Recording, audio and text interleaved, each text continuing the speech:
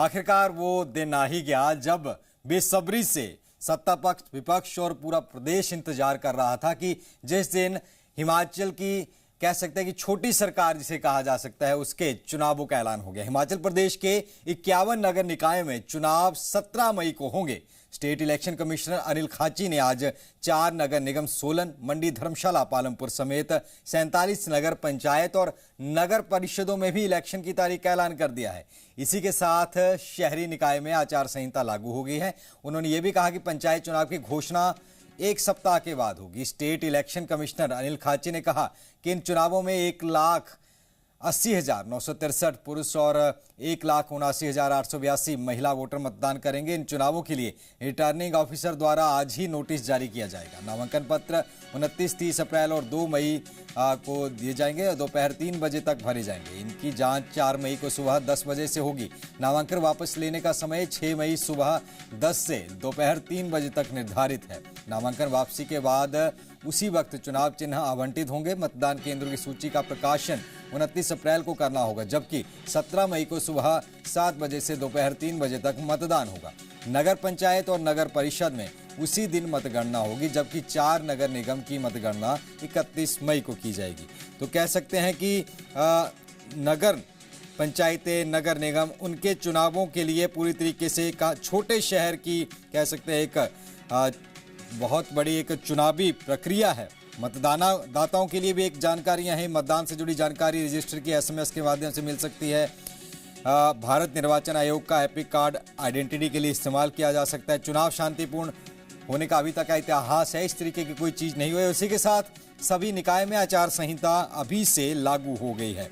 अगर हम बात करें हिमाचल प्रदेश के अगर पंचायत चुनाव की, तो उसकी घोषणा 1 हफ्ते बाद की जाएगी, ऐसा कहा जा रहा है। स्थानीय निकायों के सामान्य निर्वाचन के संबंध में ये प्रेस कॉन्फ्रेंस हुई है। सुप्रीम कोर्ट ने 31 मई से पहले सब चुनाव संपन्न करने के आदेश दिए हैं और उसी कड़ी में आज नगर पंचायत, नगर निगमों और नगर परिषदों के यहाँ अगर हम देखें तो कुल 17 नगर पंचायतें हैं, नगर परिषद हैं और इनमें इलेक्शनों का ऐलान हो चुका है। इसी के साथ निकाय में आचार संहिता लागू है और इसके बाद कह सकते हैं पंचायत चुनाव की घोषणा 1 सप्ताह बाद होगी। तो हो सकता है उसमें भी इसी के आसपास ये सारी चीज़ें, इसी के आसपास चुनाव जो हो सकते हैं। तो अगर हम देखें तो आज हम इसी के ऊपर विचार चर्चा भी करेंगे। शहर की सरकार में कौन बाजी मारेगा। हिमाचल निकाय में आचार संहिता लागू हो गई है। हालांकि हिमाचल में गांव ज़्यादा हैं और नगर निगम कम है, शहर थोड़े कम है, लेकिन फिर भी 1,80,000 के करीब 79,000 करीब महिला वोटर्स होंगी और नामांकन पत्र 29-30 अप्रैल 2 मई को दोपहर 3 बजे तक भरे जाएंगे। बड़े नगर निगम अगर हम बताएं तो बड़े नगर निगमों में आते हैं सबसे पहले मंडी, धर्मशाला, सोलन, पालमपुर। ये बड़े नगर निगम हैं जहां पर चुनाव होने हैं। तो अब सोलन, मंडी, धर्मशाला, पालमपुर समेत 47 नगर पंचायतें हैं। नगर परिषदों में इलेक्शन की तारीखों का ऐलान कर दिया गया है और इसके साथ ही अब आचार संहिता भी यहाँ पर लागू। 54 नगर निकाय में चुनाव होने हैं और इसके साथ साथ नगर निगमों में चुनाव होने हैं। 4 बड़े नगर निगम हैं, 54 नगर निकाय हैं। तो क्योंकि बड़ा शहर जो है वो नगर निगम के अंतर्गत आते हैं और जो छोटे हैं वो नगर परिषद, नगर निकाय में आते हैं। नगर पंचायतें भी हैं 47 के करीब, उनमें चुनाव होना है। आखिर खाची जो इलेक्शन कमिश्नर है उनकी तरफ से क्या कुछ कहा गया था, आपको सुनाते हैं। 17 मई 2026 को प्रातः 7 बजे से अपराह्न 3 बजे तक। 17 मई 2026 प्रातः 7 बजे से शाम के 3 बजे तक मतदान होने की स्थिति में वोटों की गिनती की जाएगी। नगर पंचायत एवं नगर परिषद से संबंधित जो मतपत्र हैं अथवा ईवीएम, आपको मालूम है कि हमारा जो अर्बन बॉडीज हैं उनका चुनाव ईवीएम के माध्यम से होता है, तो उसकी गिनती, मतगणना इलेक्शन समाप्त होने के तत्पश्चात हो जाएगी उसी तारीख को, यानी कि 17 मई को 3 बजे के बाद, जैसे कई बार वोटर खड़े होते हैं तो हो सकता है 3 बजे के 3:30 में बज जाए, तो तत्पश्चात सारे ईवीएम्स को एक जो भी काउंटिंग हॉल वहां पे आइडेंटिफाई किया गया है वहां काउंटिंग हॉल में लाया जाएगा और उसी दिन उनमें काउंटिंग हो जाएगी और परिणाम घोषित हो जाएगा। हाँ, तो इसी मुद्दे के ऊपर आज विचार चर्चा करेंगे और किस तरीके से आगे तमाम चीज़ें रहेंगी। बहुत पुराने इंतज़ार था, हालांकि अभी पंचायत चुनाव का भी इंतज़ार है। हमारे साथ दो खास मेहमान हमारे साथ जुड़े हुए हैं। सीमा ठाकुर हैं भाजपा से और गौरव चौहान हैं कांग्रेस से। तो दोनों का बहुत बहुत स्वागत है जी पंजाब हरियाणा हिमाचल पर। सबसे पहले मैं आपके गौरव चौहान जी आपके पास आना चाहूँगा। सरकार में आप हैं और कितनी बड़ी कह सकते हैं कि चैलेंज इस बार रहने वाला है, क्योंकि नगर निगम, नगर पंचायत, नगर परिषदों में अगर देखा जाए तो फिर ये जरूर कहा जाता है कि जिसकी सत्ता होती है उसको थोड़ा फायदा जरूर इसका मिलता है। इस बार चुनाव में क्या कुछ रहने वाला है, कितनी तैयारी?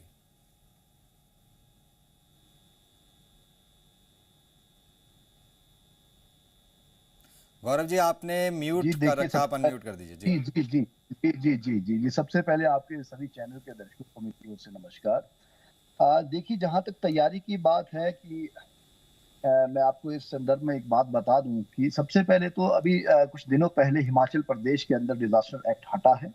हम तो काफी पहले से कह रहे थे कि चुनाव होने चाहिए और चुनाव हुए भी, और चुनाव की आज आधिकारिक घोषणा भी हो चुकी है इलेक्शन कमीशन के माध्यम से।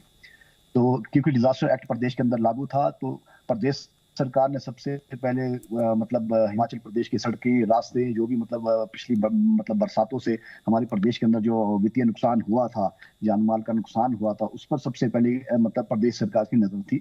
माननीय सुखविंदर सिंह सुक्खू जी का आदेश था कि सबसे पहले जब तक हमारे रास्ते, जब तक हमारे गाँव की सड़कें, व्यवस्थाएं सही रूप से सुचारू नहीं होती है, तब तक हम चुनाव कराने की स्थिति में नहीं है। निश्चित तौर पर आप जानते हैं कि अभी कुछ दिनों पहले जैसे कि ये ये डिजास्टर एक्ट हटा तो उसके बाद हमने पंचायत चुनाव की तैयारी शुरू कर ली है और आधिकारिक तौर पर आज घोषणा हो चुकी है अपना इसकी जो अपना नगर निगम के चुनाव जो होने, नगर परिषद, नगर पंचायतों को लेकर, इसके लिए हमारी तैयारी बिल्कुल जोरों शोरों पर है और हम निश्चित तौर पर ये चुनाव भारी बहुमत से जीतेंगे। हाँ, लेकिन बार बार ये आरोप लग रहा था कि आप डिले करा रहे हैं। तो कोर्ट में पहुंचे, उसके बाद कोर्ट ने आदेश दिए, तो डिले कराने के पीछे क्या रीजन माना जा रहा था? आप तो कह रहे हैं डिजास्टर एक्ट लगा था, लेकिन भाजपा कुछ और ही कह रही थी। देखिए, पूरा प्रदेश जानता है, प्रदेश का एक एक व्यक्ति जानता है, प्रदेश का एक एक बच्चा जानता है, क्योंकि प्रदेश का ऐसा कोई जिला नहीं था जो पिछली बरसातों से छूता नहीं था, जहां पर नुकसान नहीं हुआ है। किसी जगह, किसी जिले में छोटा नुकसान हुआ, किसी जिले में बड़ा नुकसान हुआ। हम सब ने उन स्थितियों का सामना किया है और उन स्थितियों से हम लोग आज बाहर निकले हैं और वो हमारे लिए बहुत बड़ी बात है। हमारी सरकार ने एक एक व्यक्ति को अपना सहारा दिया, जो सरकार की ओर से आप सपोर्ट कर सकते थे, एक एक व्यक्ति को सहारा दिया। तो आज हम इस स्थिति में आए हैं कि आज हम प्रदेश के अंदर पंचायत चुनाव करवा रहे हैं। हाई कोर्ट की बिल्कुल भी बात नहीं है, हाई कोर्ट भी अपनी जगह पे सही था। माननीय हाई कोर्ट को दोष देना नहीं चाहते, क्योंकि डिजास्टर एक्ट था। डिजास्टर एक्ट के अंदर चुनाव कराना एक स्थिति नहीं थी सरकार की। आज डिजास्टर एक्ट हटा है तो आज प्रदेश की स्थिति है और माननीय क्या बोलते हैं चुनाव आयुक्त ने आज प्रेस कॉन्फ्रेंस के एक माध्यम से बता भी दिया है कि हम 3 चीजों के चुनाव कराने बहुत जल्दी जा रहे हैं, जिसमें नगर निगम के 4 जो जिले हैं हमारे, सोलन, धर्मशाला, पालमपुर, मंडी, इनके भी चुनाव होंगे और निश्चित तौर पे हम इन चुनाव को जीतेंगे। चलो, हमारे साथ सीमा ठाकुर भी जुड़ी हुई हैं बीजेपी से। सीमा जी, आप कैसे देखते हैं और कितनी तैयारी भाजपा की? क्योंकि इसमें अगर हम देखें तो मंडी है, जयराम ठाकुर जी का इलाका है, धर्मशाला में आपके सुधीर शर्मा जी भी हैं और पालमपुर की बात कर लें, पूर्व मुख्यमंत्री, उनका इलाका रहा है। तो कितनी तैयारी भाजपा की? देखिए, भाजपा जो है वो बिल्कुल तैयार है। भाजपा जो है बिल्कुल तैयार है और इसी के चलते माननीय विपिन परमार जी की अध्यक्षता में भाजपा ने जो है वो एक चुनाव समिति जो है वो गठित की है। और साथ ही साथ मैं कहना चाहूंगी कि भाजपा एक ऐसी पार्टी है जो 365 दिन जनता के बीच में रहती है। तो 365 दिन वो जनता के बीच में रहकर कार्य करती है। तो भाजपा का जो कार्यकर्ता है वो पूरे तरीके से तैयार है। और साथ ही साथ आपने देखा होगा कि प्रदेश में पूर्व में मुख्यमंत्री, नेता प्रतिपक्ष आदरणीय जयराम ठाकुर जी और हमारे प्रदेश अध्यक्ष आदरणीय डॉक्टर राजीव बिंदल जी, वो उन्होंने पूरे प्रदेश का वो लगातार दौरा कर रहे हैं और जहां जहां भी हमारे नगर निगम है, जहां जहां हमारी नगर परिषद है, हमारी पंचायतें हैं, हम लोग वो लोग प्रत्येक विधानसभा क्षेत्र में जा रहे हैं और वहां पर जाकर आम जनमानस से भी मिल रहे हैं, लोगों से बातचीत कर रहे हैं और इस तरह से प्रदेश का जो हमारे कार्यकर्ता हैं उनको भी बूस्ट कर रहे हैं। तो मैं यही कहूंगी कि भाजपा जो है पूरी तरीके से तैयार है और साथ ही साथ भाजपा तो तैयार है ही है और साथ ही साथ प्रदेश की जनता भी तैयार है, क्योंकि जिस तरह के लुभावने ऑफर्स इन्होंने पूर्व में जब प्रदेश में कांग्रेस की सरकार बना ली थी 2022 में वो दिए और उनको अभी तक इन्होंने पूरा नहीं किया और जब जब इलेक्शन आए तब तब इन्होंने फिर से जनता के बीच जो है वो झूठे लुभावने ऑफर्स उनको पूरा करने की बात रखी, चाहे महिलाओं को 1500 की बात, चाहे युवाओं को रोजगार की बात, चाहे किसानों का गोबर उठाने की बात हो, चाहे उनके दूध के दाम हो। उन्होंने प्रत्येक वर्ग को इन्होंने ठगा है। तो मुझे लगता है इस समय प्रत्येक वर्ग जो है वो तैयारी में है कि आए और हम बताएंगे आपको धरातल पर कि जिस तरह आपने प्रदेश की जनता के साथ जवाब इन्हीं से ले लेते हैं। जो है पूरे तरीके से गौरव जी, बिल्कुल मैं इसके साथ एक मैं ऐड जरूर करूंगा कि शहरों के चुनाव है, शहर या कस्बे भी इसमें शामिल हैं। उनमें चाहे हम पानी की व्यवस्था देख लें, उनका एक अच्छी बिल्डिंग्स होनी चाहिए, एक अच्छा इंफ्रास्ट्रक्चर की बात आती है, कलेक्शन, गार्बेज कलेक्शन से लेके तमाम चीज़ें उसमें आती हैं। तो कितना लगता है कि इस बार चीज़ें हुई हैं? और जहाँ तक बात होती है कि धर्मशाला को स्मार्ट सिटी बनाना है, केंद्र ने भी ऐलान कर दिया, अभी तक तो ऐसा कुछ नज़र नहीं आया। देखिए, सबसे पहले मैं माननीय जो प्रवक्ता हिमाचल बीजेपी की आई हुई है, इनका मैं जवाब देना चाहता हूं। जहां तक ये गोबर की बात कर रही हैं, अभी आपने विधानसभा के अंदर एक क्वेश्चन माननीय विधायक शिमला शहर हरी जनार्था जी के माध्यम से सुना होगा कि उन्होंने बीजेपी के विधायकों को कहा, निश्चित मतलब अपने मतलब फोन करके भी कहा कि आप हमारे को गोबर की व्यवस्था कीजिए, हमारी सरकार गोबर खरीदने के लिए तैयार है। 3-4 विधायकों ने उसमें हामी भरी थी, लेकिन एक भी विधायक उसको पूरा नहीं कर पाया। इसके बाद ये दूध की बात कर रही हैं। हिमाचल प्रदेश में ऐतिहासिक निर्णय जो हुआ है वो मिल्क फेडरेशन के अंदर हुआ है। दूध के जो जितने भी हमारे दूध के उत्पादक हैं, गांव की महिलाएं हैं, लोग हैं जो गाय पालते हैं, तो उनके लिए ऐतिहासिक निर्णय इस सरकार ने सबसे ज्यादा किया है। 25 रुपए से आज 61 रुपए दूध का जो रेट सरकार ले गई है, ये आज तक के इतिहास में, आज तक के अगर आप पूर्व की सरकारों का देखेंगे तो आज तक के इतिहास में इतना बड़ा निर्णय नहीं हुआ। इसके लिए मैं मतलब आपके चैनल के माध्यम से माननीय सुखविंदर सिंह सुक्खू जी का भी धन्यवाद करता हूं कि उन्होंने वो दूध के जितने भी हमारे किसान मतलब दूध के उत्पादक है उनके लिए वो सोच रही है सरकार। और इसके बाद ये कह रही है कि ये बेवकूफ बना रहे हैं 1500 रुपए पर। 1500 रुपए मैं इनको मानने को बताना चाहता हूँ कि 1500 रुपए पूरे प्रदेश में दिए जा रहे हैं। अभी हाल ही में माननीय मुख्यमंत्री जी का दौरा किन्नौर जिले का था। किन्नौर जिले में भी माननीय मुख्यमंत्री की घोषणा कर आए हैं कि 1500 रुपए यहाँ पर महिलाओं को दिए जाएंगे और निश्चित तौर पे बहुत जल्दी दिए जाएंगे। इससे पहले हमारे विधानसभा क्षेत्र चौपाल के अंदर भी, कुपवी के अंदर माननीय मुख्यमंत्री जी का दौरा था, वहां पर भी महिलाओं को दिए गए, लाहौल स्पीति के अंदर दिए गए। तो मैं यही कहना चाहूंगा। और जो जहां तक धर्मशाला की स्मार्ट सिटी की बात है, धर्मशाला को स्मार्ट सिटी बनाया गया है, धर्मशाला पर पूरा सरकार ने काम किया है और धर्मशाला अपने आप में विकसित जगह है। और वहां पे जो पहले हमारे विधायक थे कांग्रेस के सुधीर शर्मा जी, उनके माध्यम से भी बहुत विकास हुआ है और आगे भी देखते हैं क्या क्या तो वही आरोप लगाते हैं आपके ऊपर बीजेपी में जाकर के। देखिए, ये तो राजनीतिक व्यवस्थाएं हैं, समय की बातें हैं, कोई किसी समय बदल जाता है, कोई किसी समय आ जाता है। आज मैं इसके माध्यम से एक और बात कहना चाहूंगा कि भारतीय जनता पार्टी कांग्रेस से परिपूर्ण हो रही है। कांग्रेस के सभी लोग भारतीय जनता पार्टी में जा रहे हैं और कहीं ऐसा ना हो कि भारतीय जनता पार्टी में मतलब भाजपा का एक भी सदस्य ना रहे, वहां पर संपूर्ण कांग्रेस का कब्जा हो जाए। तो इस चीज का भी मतलब भारतीय जनता पार्टी को ध्यान रखना चाहिए। सीमा ठाकुर जी से मैं एक जवाब लेता हूं। आपने सीमा जी, आपने सुना होगा, इन्होंने कहा कि गोबर बिक रहा है और हम तो बीजेपी के नेताओं को भी कहा है बेचने को। तो ऐसे फोन आया क्या गोबर बिक रहा है आपके इलाकों में, बिक रहा है कहीं? ये मैंने वही कहा कि ये बातें करने में बहुत माहिर हैं, ये करनी और कथनी इनकी बहुत डिफरेंट रहती है। इन्होंने सबसे पहले कहा, जनार्था जी ने विधानसभा पटल में कहा, तो मैं तो कहूंगी कि इनके तो मुख्यमंत्री भी विधानसभा के पटल पर झूठ बोलते हैं। कभी वो कहते हैं हमने 34,000 नौकरियां दे दी विधानसभा के पटल पर, बाहर जाकर वो कहते हैं हमने 24,000 नौकरियां दे दी और असल में 4,000 नौकरियां भी नहीं दे पाई हैं ये लोगों को। दूसरी बात, इनको याद होगा देहरा की जो हमारी ये है विधायिका है कमलेश जी, उन्होंने भी घोषणा की थी कि गोबर मैं खरीदूंगी। आप बताइए, जब देहरा के ही लोगों ने उन्हें फोन करके कहा कि आप गोबर खरीदिए और हमारा गोबर लेकर जाइए, तो वहां पर वो हंसने लग गई और उनका मजाक बनाना उन्होंने शुरू कर दिया। इन्होंने कहा दूध की बात, ये शायद जानती नहीं है कि मैनिफेस्टो में जो लिखा जाता है उसको पूरा भी किया जाता है। दूध की बात इन्होंने 100 रुपए की बात की थी, लेकिन कहाँ है वो 100 रुपए? ये जो बात कर रही है 2 और 4 रुपए बढ़ाकर जनता को झुंझुना दे रहे हैं। ये कह रहे हैं कि महिलाओं की इन्होंने 1500 रुपए बढ़ा दिए और दे भी दिए। कहाँ दिए इन्होंने? ये कुछ एक चुनिंदा जगहों की बात कर रहे हैं और ये भूल गए कि जब ये सत्ता में इन्होंने आना था तो इन्होंने क्या कहा था, 1 होगी तो 1500, 2 होगी तो 3000, 3 होगी तो 4500 और प्रत्येक घर की बहनों के बारे में इन्होंने कहा था। लेकिन आज जब देने की बात आ रही है तो ये क्या कह रहे हैं कि जिनका 2 लाख से ज्यादा इनकम होगी, ये अलग अलग तरह के क्राइटेरिया उसमें फिट कर रहे हैं। लेकिन जब इन्होंने वोट लेना था तब तो इन्होंने ऐसा नहीं किया।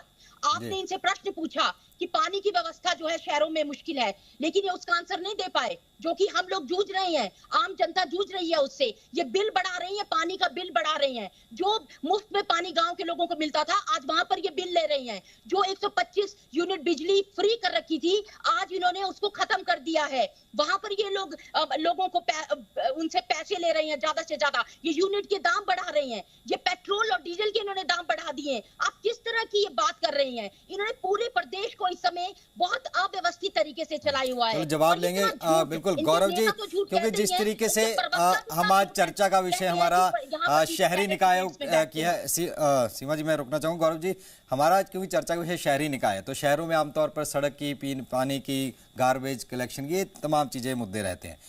बारिशें हुई, डिजास्टर हुआ, सब जगह किस तरीके का रोड बहे, हर जिले में हर जगह हुआ। ठीक है, अभी कुछ बन नहीं रहे हैं, बन चुके हैं। तो अब प्रदेश सरकार कह रही है सेंटर ने हमारा हाथ नहीं पकड़ा, हमारा आरडीजी बंद कर दिया। प्रदेश की जनता को आप कैसे समझाएंगे कि ये तमाम चीज़, प्रदेश की जनता तो आप ही की तरफ देखेगी नहीं, सरकार आपकी है, कितने काम हुए, कितना नहीं हुआ, पीने का पानी आया नहीं आया? देखिए, जहां तक सबसे पहले आप आरडीजी की बात कर रहे हैं, पूरा प्रदेश इससे हताश और परेशान है। आरडीजी हमारा अधिकार था और आरडीजी हमारा अधिकार है, और केंद्र सरकार हमारे साथ भेदभाव कर रही है, वो पूरा प्रदेश का एक व्यक्ति जानता है। और ये जहां तक मैडम बात कर रही है कि दूध के दाम सिर्फ 4 या 5 रुपए बढ़ाए गए हैं, आप पिछले पन्ने जिस दिन जयराम ठाकुर जी सरकार छोड़कर गए थे, आप उस दिन के दूध के कागज निकालें कि उस दिन प्रदेश में दूध का रेट क्या था, और आज के आप कागज निकालें कि आज दूध का रेट प्रदेश के अंदर क्या है, तो आपको सारी चीजें उन कागजों के माध्यम से क्लियर हो जाएगी।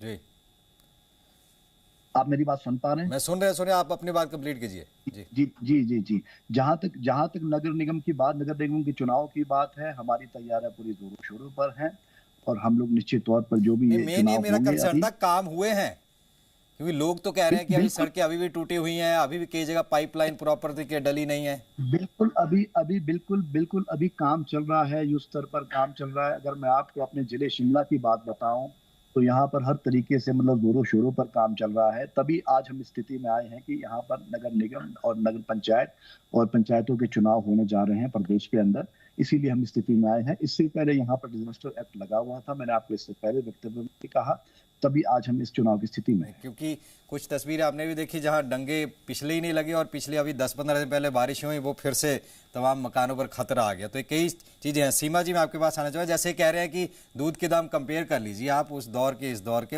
हमने बढ़ाए हैं, और दूसरा शहर की सरकार जो है, यानी कि छोटी सरकार जिसे कह सकते हैं, नगर पंचायत, नगर निगम, तो वहां पर क्या काम हुए? तो कह रहे हैं प्रॉपर तरीके से हमने कर दिए। देखिए, सबसे पहले तो मैं इनको ये कहना चाहूंगी कि ये बार बार कह रहे हैं कि हम लोग इलेक्शन करवा रहे हैं, लेकिन ये भूल रहे हैं कि अगर सुप्रीम कोर्ट और हमारा हाई कोर्ट अगर इसमें इंटरफेयर नहीं करता तो ये लोग तो अभी भी इन इलेक्शंस को आगे ही बढ़ाने में लगे हुए थे। ये प्रत्येक पूरी जनता जानती है, तो इस तरह का भ्रामित ये ना करें चीजों को। दूसरी बात ये कह रहे हैं कि डिजास्टर कोरोना के समय भी हुआ था, और उस समय भी आपने देखा होगा कि प्रदेश में बहुत हालत खराब थी, लेकिन फिर भी प्रदेश जो है पटरी पर, माननीय जयराम ठाकुर जी ने के कार्यकाल में वो पटरी पर आया और उसमें जो है आगे बढ़ा है। तो ये इस तरह की जो ये भ्रामक स्थितियां बना रहे हैं उसको ना करें। दूसरा, इन्होंने कहा केंद्र से पैसा नहीं आ रहा है। अरे क्या बात आप कर रहे हैं? आपके मंत्री जो हैं खुद विधानसभा के पटल पर विक्रमादित्य सिंह जी चिल्ला कर बोलते हैं कि केंद्र से अगर मुझे मदद नहीं मिली होती तो आज मैं सड़कों को व्यवस्थित ना कर पाता। आपके उप मुख्यमंत्री जी इस बात को स्वीकार करते हैं कि केंद्र से हमें पूरी तरह की सहायता मिल रही है। आरडीजी ग्रांट आज नहीं बंद हुई है, 2025 में ये जो है बंद होने के लिए जो 15वां वित्त आयोग है उसमें ये रिटर्न लेटर आ चुका था प्रदेश की सरकार को कि अभी धीरे धीरे बंद होगी। ये कोई एक समय में बंद होने वाली नहीं है, ये जब माननीय प्रदेश में मुख्यमंत्री शिवा जी, गौरव जी, क्योंकि समय की थोड़ी कमी है तो इस चर्चा को यहीं विराम देना होगा। बहुत बहुत धन्यवाद, आप हमसे जुड़े और अपनी बात सामने रखी। तो हिमाचल में अब चुनाव आ रहे हैं, छोटे शहरों के चुनाव होने वाले हैं और इसके बाद अगले हफ्ते तक पंचायतों के चुनाव भी हो जाएंगे।